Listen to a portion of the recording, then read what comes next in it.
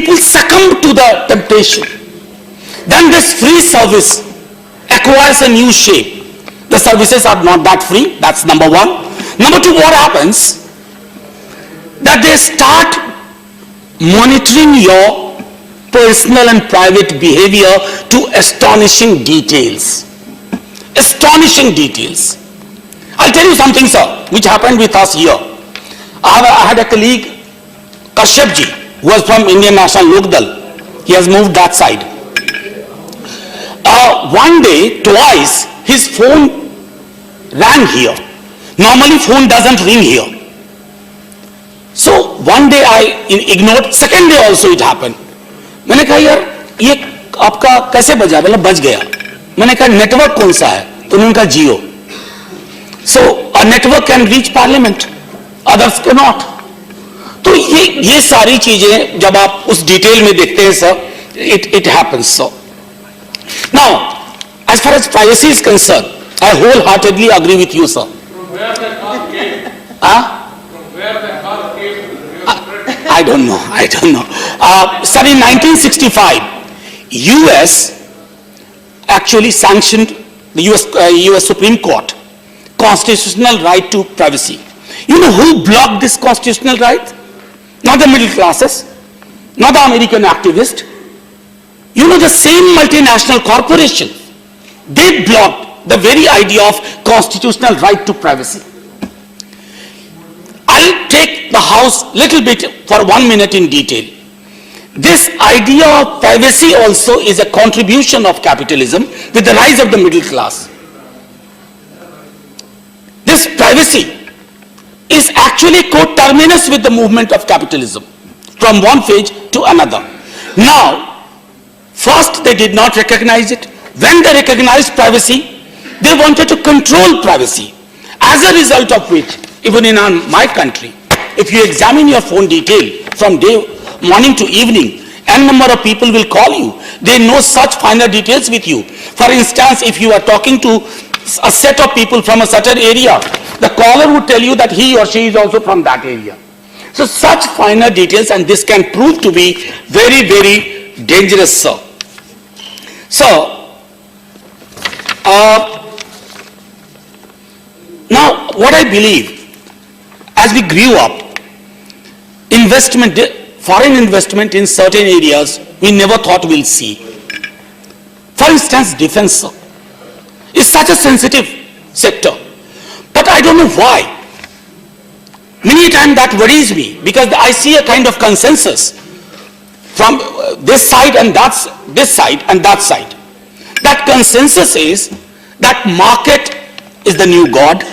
Let's all worship market. Let's all make sure that you say there is no alternative, we have to go this way. So no, there are countries in this world who have shown there could be alternative ways.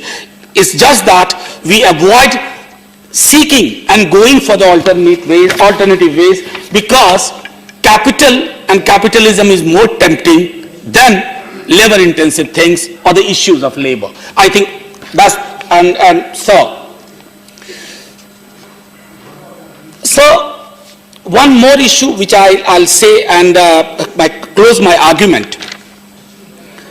I think as a nation we must realize that when we talk about foreign investment or in strategic areas, there should be, I agree with Jadavji, there should be some kind of safeguard, some kind of arrangement by which we are able to protect. I don't know, when we say make in India, if it doesn't have to be rhetoric, I think we have to move a lot. And as far, finally, so as far as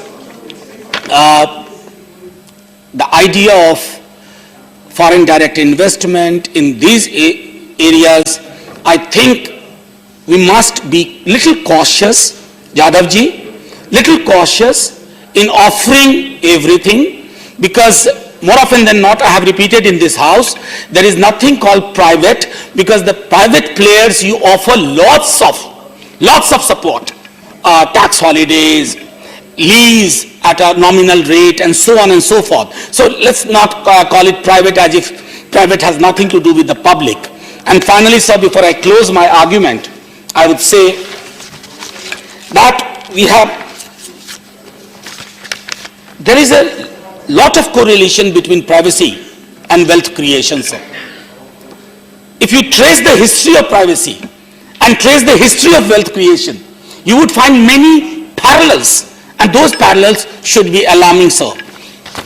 And finally, sir, हमारी दिक्कत क्या है ना कि वो कहते हैं कि तुम तकल्लुफ को भी इखलास समझते हो फराज, दोस्त होता नहीं हर हाथ मिलाने वाला। शुक्रिया सर, जय Hind. Thank you doctor Ashok Vajpayee.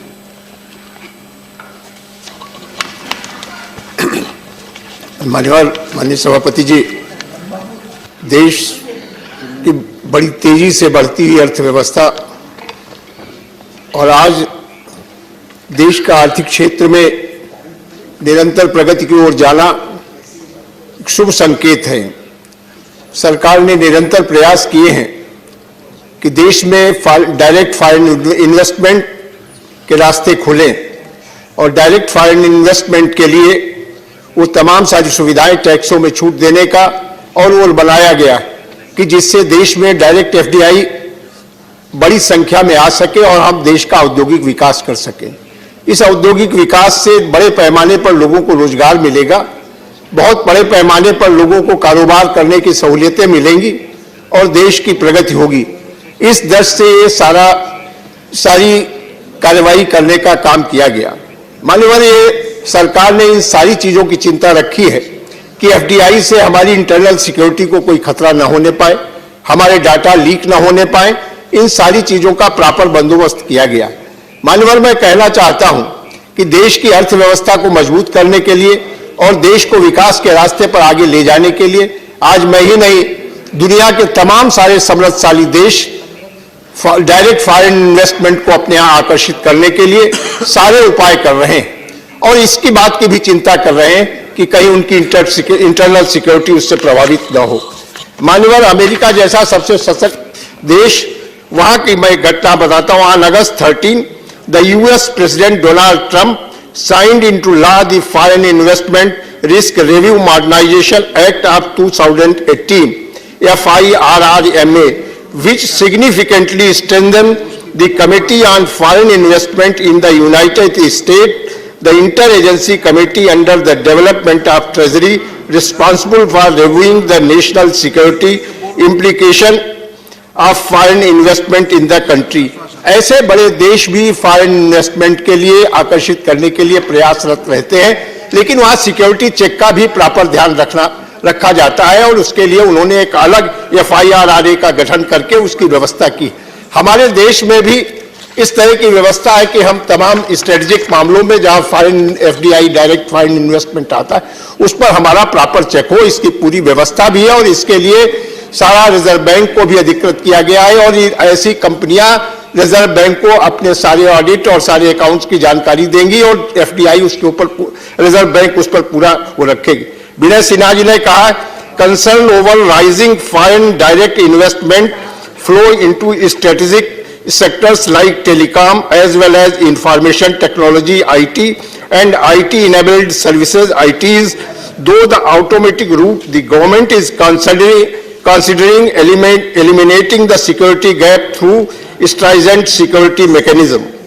The Department of the Promotion of Industry and Internal Trade has proposed an online filing of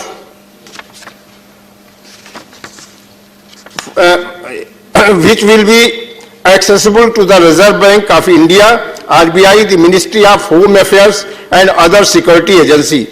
The government is worried that a transfer of data from the India through IT investment may threaten national security. Besides, it has been observed that the very little information comes to the government from FDI following though the automatic route.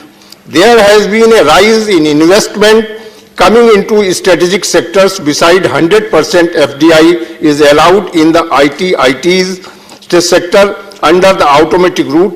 This leads to a transfer of personal data of Indian citizens, which may be exploited by a manner of the threatens government security, said an official. FDI is permitted up to sectors specific limit under the automatic approval route. The FIFP could be linked to the RBI Foreign Investment Reporting and Management System portal, where all foreign investors will be required to provide information. In case of no objection, the FDI proposal will be through the automatic or approval route. Said another official, he added that if an objection was raised, the inter-ministerial committee headed by, माननीय इस तरीके से सारे अंकुश लगाने का कि हमारे data leak न होने पाए, हमारी जो स्ट्रेटेजिक हमारी सिक्योरिटी है वो कहीं पर भी उस लीक न होने पाए, और उन सारी चीजों का इसमें ध्यान रखा गया। लेकिन देश के विकास के लिए, देश की आर्थिक समृद्धि के लिए ये आवश्यक है कि हम ज्यादा से ज्यादा अपने आप डायरेक्ट फॉरेन इन्वेस्टमेंट आकर्षित कर सकें, और उसके आकर्षण के लिए ही डायरेक्ट एफडीआई के आकर्षण के लिए तमाम सारे कानूनों में भी संशोधन किया गया। लेकिन भारत सरकार इस मामले में पूरी तरह से सजग है कि हम किसी भी तरीके से हमारी आंतरिक सुरक्षा को कोई खतरा न हो। माननीय अभी लखनऊ में इतना बड़ा डिफेंस एक्सपो हुआ, उसमें हो रहा है, और जिसमें तमाम फॉरेन इन्वेस्टर्स आए हुए हैं, और डिफेंस प्रोडक्शन के क्षेत्र में देश समृद्धि की ओर आगे बढ़ रहा है। और मैं समझता हूं आने वाले वर्षों में डिफेंस प्रोडक्शन के क्षेत्र में देश स्वावलंबी ही नहीं होगा, कि बड़े पैमाने पर डिफेंस उत्पाद दूसरे देशों को निर्यात होंगे, और यह तभी संभव हो सका है जबकि तमाम बड़े डिफेंस प्रोडक्शन के जो प्लेयर्स कंट्रीज थे, उन सबका यहां पर इन्वेस्टमेंट हो रहा है, और उनके और भारत के सहयोग से बड़े पैमाने पर रक्षा क्षेत्र में उन रक्षा उत्पादों के निर्माण की कार्रवाई आगे बढ़ी है। तो माननीय संदेह रखना मैं समझता हूं बहुत उचित नहीं है। वो यद्यपि यादव जी जो आज प्राइवेट मेंबर बिल लाए हैं, उन्होंने सदन का ध्यान आकर्षित किया है, और सदन के माध्यम सारे देश का ध्यान आकर्षित किया है, और इस पर सबकी चिंता भी है। और मैं समझता हूं कि भारत सरकार इतनी सजग और इन सारी चीजों में सचेष्ट है कि कोई ऐसा मौका नहीं आएगा कि हमारे इसके कहीं पर हमारे डाटा लीक हो या हमारी राष्ट्रीय सुरक्षा को कोई खतरा उत्पन्न हो। और तमाम उन देशों पर विशेष नजर रखी जा रही है उनके फॉरेन इन्वेस्टमेंट के लिए, जिन पर हमें संदेह रहता है, जो हमारे प्रति फ्रेंडली नहीं है, जिनका मन भारत के प्रति साफ नहीं है, ऐसे देशों के निवेश के प्रति हमारा देश चौकन्ना है, और उनके निवेश प्रपोजल को बहुत गहराई से ही परीक्षण करने का काम करता है। तो मैं कहना चाहूंगा कि इस पर कोई बहुत संदेह की आवश्यकता नहीं है। ये देश और यहाँ के तमाम उद्यमी, यहाँ के क्या नाम बड़े बड़े जो औद्योगिक संगठन है, वो सारे इन सारी चीजों पर नजर रखे हुए हैं, और सरकार इस पर बहुत गहराई से नजर रख करके इनका ध्यान रखती है। तो इसलिए फॉरेन इन्वेस्टमेंट को लेकर के कोई चिंता नहीं होनी चाहिए। ये देश का सौभाग्य है कि आज ऐसा वातावरण इस देश का बना है, ईज ऑफ डूइंग बिजनेस, कि आज दुनिया के तमाम देश भारत की ओर आकर्षित हो रहे हैं, अपनी पूंजी लगाकर देश के औद्योगिक विकास में सहयोगी बन रहे हैं। तो इस मैं समझता हूं कि जाधव जी ने ध्यान तो आकर्षित किया है, लेकिन हमें इसको लेकर के बहुत चिंता की आवश्यकता नहीं, लेकिन हमें सजग रहने की आवश्यकता है। हमारे आंतरिक डाटा न लीक हो, हमारी आंतरिक सुरक्षा को कोई खतरा पैदा न हो। और मैं इन शब्दों के साथ ही माननीय राघव जी से कहूंगा कि सरकार सचेष्ट है, इस पर बहुत आवश्यकता नहीं है इस बिल की, और मैं इन शब्दों के साथ आपका आभार व्यक्त करता हूं। Thank you sir, thank you. Professor M E. Rajiv Gowda. Sir, I wish to commend Dr. Narendra Yadav for having brought this bill before the House. Sir, this is an era where foreign direct investment is something that we're welcoming across the board, and that's a good thing in of itself, because we need the resources to be able to develop technology and various other sectors of the economy, including the financial sector. But if you look at the statement of objects, Dr. Jadav's emphasis is substantially on the financial services sector, even though the title of the bill is much broader when it talks about critical infrastructure, technology, etc. And I think I know where this is coming from. Dr. Jadav was chief economist at the Reserve Bank of India, so that I was a director on the central board, so I can empathize that an element of the RBI's concern about the financial sector and its players and who gets to participate and how they behave, all those are very much close to his heart even now. But if you actually look at the way technology and critical infrastructure are developing in this modern era, sir, you will discover that we are at this juncture where we are talking about the Internet of Things. We're talking about 5G telecom infrastructure. All of these are going to generate enormous amounts of data, and this data is going to be interconnected. Practically everything that we do will be leaving digital tracks, and these digital tracks will be very, very useful to anyone, including foreign governments, who would want to understand the behavior of the people of India, and even further, who would want to be able to use that data in a way that is inimical to India's security interests. What do I mean by this, sir? So today, when you think about technology of various kinds, there is hardware and there is software. In the world of software, we have discovered that there are numerous kinds, along with breakthroughs. We've also had breakthroughs in terms of viruses and Trojan horses and numerous other kinds of negative developments which seek to grab people's information or cripple their computers, essentially infect systems and bring them down. And we know that in the kind of world that we're already living in, if digital infrastructure collapses, even for a day, we will be stranded. If our banking systems records are wiped out, we will have no idea who owns what and how they can participate in the financial sector. There are numerous risks out there. And so it's good that we're paying attention to these risks. But the bill's objects and reasons, as I pointed out, seems to emphasize financial services. On the other hand, if you look at the global domain, you will see that these same kinds of arguments are being used in other countries when issues related to 5G technology is concerned. One of the leading manufacturers of 5G technology is a company that operates in India, that has a development center in my own city of Bengaluru, and employs large numbers of Indians, and is from just across the Great Mountains. And there's enough of a battle going on the global stage where countries are trying to influence other countries not to purchase technology from this company. Now, I am concerned that in some ways there is some other kind of competition going on here, where there's some other political economy where some manufacturers are influencing certain governments to keep out their competition. So that is also a possibility. And whatever we do, we must not fall victim to that. So, when you think about this technology, the hardware, just like in software, there are these negative developments. Technologies today are substantially black boxes to all of us. We don't know what is inside these machines that we have in front of us, or the machines that are involved in transmitting data and enabling us to function as effectively as we function today. There could be, in this hardware, elements that allow for sabotage. And that is something that we need to figure out how to identify, and we need to figure out how to counter. And when we do this, sir, I would not speak only of countries.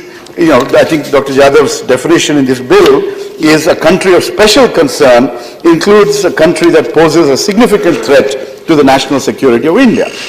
So, this national security has to be a paramount interest all the time. But who is friendly to us and who is not changes over time. Today, there are certain countries which are less friendly and of special concern, but some of the countries with which we share a special relationship also sent fleets into the Bay of Bengal in the 1970s.